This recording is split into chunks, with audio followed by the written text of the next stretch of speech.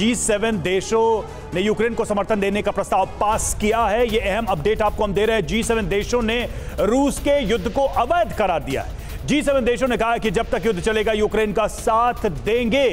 रूस का युद्ध अंतर्राष्ट्रीय कानून का उल्लंघन है। G7 देशों की तरफ से रूस को लेकर यह बयान जारी किया गया है। तो देखिए, जैसा कहा जा रहा था कि रूस यूक्रेन युद्ध का जो असर है, प्रभाव है, G7 की बैठक पर होगा और वो हमें दिख भी रहा है। अमिताभ सर, आप इन बयानों को आप कैसे एनालाइज करना चाहेंगे? क्योंकि G7 मेंबर्स ने क्रिटिसाइज ही नहीं किया बल्कि अवैध करार दिया है रूस के हर एक्शन को इस वॉर में। देखिए, ये युद्ध तो अवैध है ही, भारत ये मानता है, पूरी दुनिया मानती है। किसी की टेरिटरी का वायलेशन एक इंटरनेशनल लॉ और इस्टेब्लिश जो प्रिंसिपल्स हैं उनका वायलेशन है। लेकिन इसके बाद ये भी समझना होगा कि ये पावर पॉलिटिक्स का गेम होता जा रहा है। ज़्यादातर इसमें जो सबसे बड़ा स्टेक होल्डर है वो रूस और यूक्रेन के अलावा अमेरिका हो गया है या वेस्टर्न पावर्स हो गए, नेटो हो गई है। और ऐसा भी नहीं है कि वेस्टर्न पावर्स एकजुट हैं। फ्रांस अलग सुर में बोलता है, ब्रिटेन और अमेरिका अलग सुर में बोलते हैं, पोलैंड चूंकि उनका इतिहास वैसा रहा है वो एक साथ खड़े हैं हंगरी के। तो जो देखना होगा यहाँ शांति की कोई बात निकल के आती है कि नहीं, हाँ, उस पर निगाहें रहेंगी। ब्रिगेडियर त्रिपाठी सर, आप कैसे देखते हैं इस स्टेटमेंट को और इसका इंपैक्ट क्या होगा? क्या यहाँ से वापस जाने के बाद शांति को लेकर कोई बातचीत होगी या फिर युद्ध और एस्केलेट होगा और बढ़ेगा, तबाही और बढ़ेगी और नुकसान संभावना पूरी है कि सबसे ज्यादा यूक्रेन को ही होगा? देखिए, 16 महीने होने के हैं। इन 16 महीनों में अचीव किया हुआ है।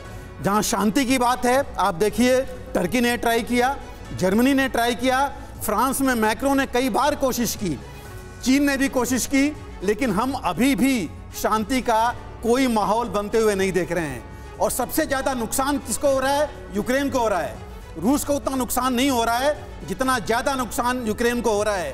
तो अगर लड़ाई नाटो और अमेरिका चलाते रहेंगे तो मुझे नहीं लगता कि ये शांति प्रस्ताव कुछ आ पाएगा, मायने रख पाएगा। हाँ, अगर जो हम बात कर रहे हैं कि जेलेंस्की और हमारे प्रधानमंत्री मोदी की जो मीटिंग है, अगर इसमें कोई बात आती है, शांति प्रस्ताव शायद ना हो लेकिन शांति की बात हो और वो आगे बढ़ जाए सबसे मिल करके, तो शायद युद्ध किस लेवल पर रुक जाए। लेकिन वो अभी भी आपको लगता है ये संदेह की स्थिति है, शांति प्रस्ताव आए या शांति की बात आगे बढ़ाई भी जाए? विनय शुक्ला सर, मैं चाहूंगी आप इस पर कमेंट करें। जो G7 की तरफ से कहा गया है कि हम कॉन्क्रीट स्टेप्स उठाएंगे और जो भी रूस ने किया वो अंतर्राष्ट्रीय नियमों का पूरी तरह से उल्लंघन है। यहाँ पे देखिए, अमेरिका सबसे बड़ा है इन G7 में। अगर अमेरिका देखे तो उसकी पूरी शैडो रहेगी। अमेरिका तो यही चाहता है कि इस पूरे मामले पर हम यूक्रेन को सपोर्ट करते रहें। आप क्या कहें? बात यह है कि जो सारा जो G7 का ये हो रहा है, उसमें यही है कि युद्ध को जो है चलता रहना चाहिए, क्योंकि अमेरिका की नीति के अनुरूप है। अमेरिका की नीति क्या है? सबसे बड़ा न्यूक्लियर जो राइवल है उसका रूस, उसको कमज़ोर करना। आज नहीं 2 साल चले, 3 साल चले लड़ाई, कोई फ़र्क नहीं पड़ता, अमेरिका दूर है। और ख़ास तौर पे हमारे प्रधानमंत्री ने जो किया है, परमाणु युद्ध नहीं होना चाहिए, वो उन्होंने उनकी जो वार्निंग है वो इनको G7 कंट्रीज़ को भी है, क्योंकि वो रूस को एक कोने में धकेल रहे हैं कि उसको विवश होकर परमाणु उसका अस्त्र का यूज़ करना पड़े। तो और ये इनको उसी तरफ कोशिश कर रहे हैं किया जाए। तो मेरे ख्याल से ये जो जितना भी हो रहा है इस टाइम, आशा की जा सकती है कि प्रधानमंत्री के साथ कुछ रास्ता, मतलब बहुत उम्मीद की जा रही है और इस उम्मीद को लेकर लगातार चर्चा जारी है। और हमारे संवाददाता मॉस्को से मनीष शाह लगातार बने हुए हैं। मनीष, रशिया में क्या कुछ चर्चा हो रही है? क्योंकि G7 ने तो ये कह दिया कि रूस के द्वारा ये जो छेड़ा गया ये युद्ध है, ये अवैध है, हम इसको मान्यता नहीं देते हैं। एक बड़ा झटका है रूस के लिए। और इसके बाद रशिया क्या करेगा, वहां मॉस्को में क्या हलचल है?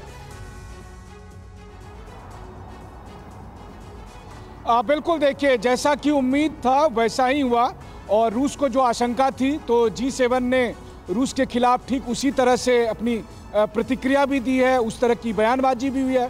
बस अंतर यह है कि पिछले साल G7 की मीटिंग में पुतिन को लेकर बहुत मजाक उड़ाया गया था, अपमानित किया गया था। अभी तक ऐसा देखने को नहीं मिला है। लेकिन रूस का जवाब यही है। रूस की तरफ से कहा जा रहा है कि जब G7 ये कहता है कि रूस का ये युद्ध अवैध है, तो क्या अमेरिका ने जो अफगानिस्तान में किया, अमेरिका ने जो इराक में किया, अमेरिका ने जो सीरिया और लीबिया में किया या युगोस्लाविया में किया, ये सारे कौन से अंतर्राष्ट्रीय नियमों के तहत थे? उनमें से तो बहुत सारे आक्रमण यहाँ तक कि संयुक्त राष्ट्र के से इजाजत लिए बगैर किए गए थे। जब अमेरिका करे तो वैध है, जब रूस करे तो अवैध है। ये रूस का रिएक्शन है। तो आप समझ सकते हैं कि ग्लोबल डिवाइड किस तरीके से हो रहा है।